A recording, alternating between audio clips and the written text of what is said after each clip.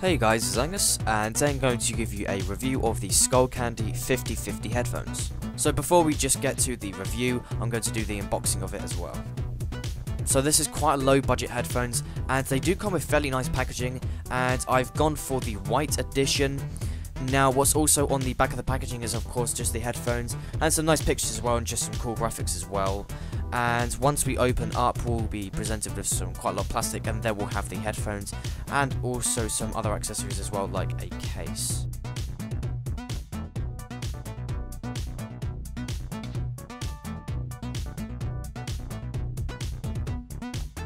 So there we have all of the packaging and the items from the Skullcandy 50/50 headphones. So we've got some earbuds as well in the actual case, and we've also, of course, we've got the headphones as well. So first impressions for the design are really high, mainly because it's quite a nice smooth plastic as well, and from looking at the other colour options as well, it makes me wish that I went for those as well. But to be honest, I'm still happy with the white edition, and I'm really glad that they've put a lot of effort into the design. Now it's certainly not designed amazingly, but I really like the look of them at first impressions, and also they do look a lot nicer than the most headphones that are on a low budget. So from using the case, I was amazingly surprised by how stiff and difficult it was. I actually spent so long in the unboxing, I actually had to pause it and try and jam it out with a knife or something like that. And quite frankly, this isn't really too bad, mainly because you have to get used to it as well. Also, what's nice in the packaging and the case are some just simple instructions. Now, to be honest, I'm not going to read them because they look incredibly boring. I wish they just put this online or put it into a simple video, but I guess they've got to put it for legal reasons as well. So we've got the case there and also the provided earbuds. I don't know why Skullcandy made these headphones so difficult to get out. I guess it's just the first time using them, but I found it really frustrating because I ended up crumpling it quite a lot of times, but luckily once you can open it, you can push it back into place and reform it. I'll admit it would have been nice if Skullcandy put a little bit more effort into making the case, because while it is light and really simple, it just doesn't look very strong, and also it's easy to crumple and ruin. So Skullcandy have become one of the most distinctive audio brands in the world, and they've produced a huge array of headphones, and because of this they've produced high budget headphones and also low budget headphones.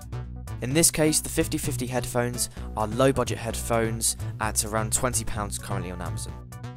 So there are 10 colours to choose from, and they all really look fantastic. The headphones are built quite nicely with a polycarbonate backside and also a aluminium front side.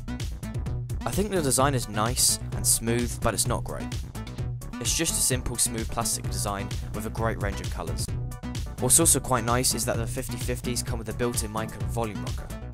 The only problem is that the volume rocker doesn't work on Android devices. If you go into the Skullcandy website, it will actually mention that it's only compatible with iOS devices, and I find this really stupid. So now let's get onto the sound. Skullcandy claim that the 50/50s have a supreme sound with attacking bass, and quite frankly this is not true. I've done quite a lot of heavy testing with these headphones, and I found that the bass was really weak. While it did produce quite a fairly low sound, the problem was that I couldn't get any bass out of it. However, I did find that the clarity was impressive, and also the volume was also good as well. I've used quite a lot of in-ear headphones before, and I'll probably say that these headphones are fairly good compared to every other headphones I've tested. What's also included with the headphones is a travel case. Now I found when I was doing the unboxing of this is that it was incredibly frustrating to pull these apart, but when you do use them more, they do get slightly less stiff.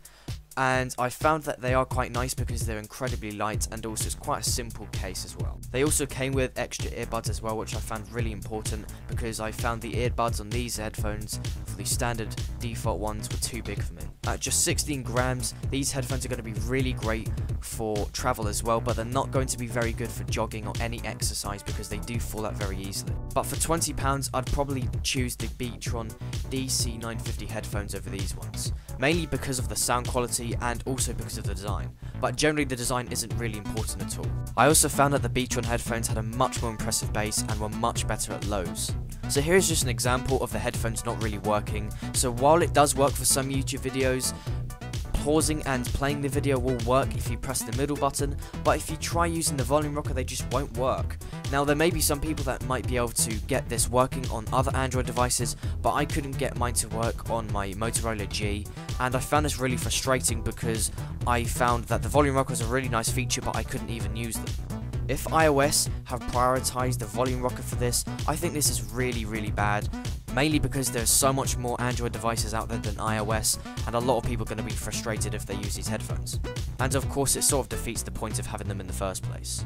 The sound installation is quite impressive, and here's an example of them playing at full volume.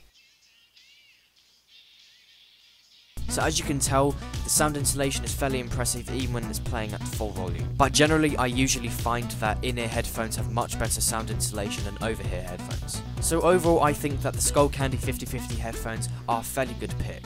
I don't think I'd choose them because I think there are other better options out there, but then again, it does come with a built-in mic, and a lot of headphones don't have this feature. But that's my review of the 50/50 headphones. If you did enjoy it, be sure to give this video a thumbs up, and thanks for watching. It was actually 10 years ago that the original Fantastic Four was released in cinemas in 2005, and I think 10 years later they wanted to reboot it, mainly because even though it did do well in the box office, it got very bad reviews, mainly because of its lack of originality.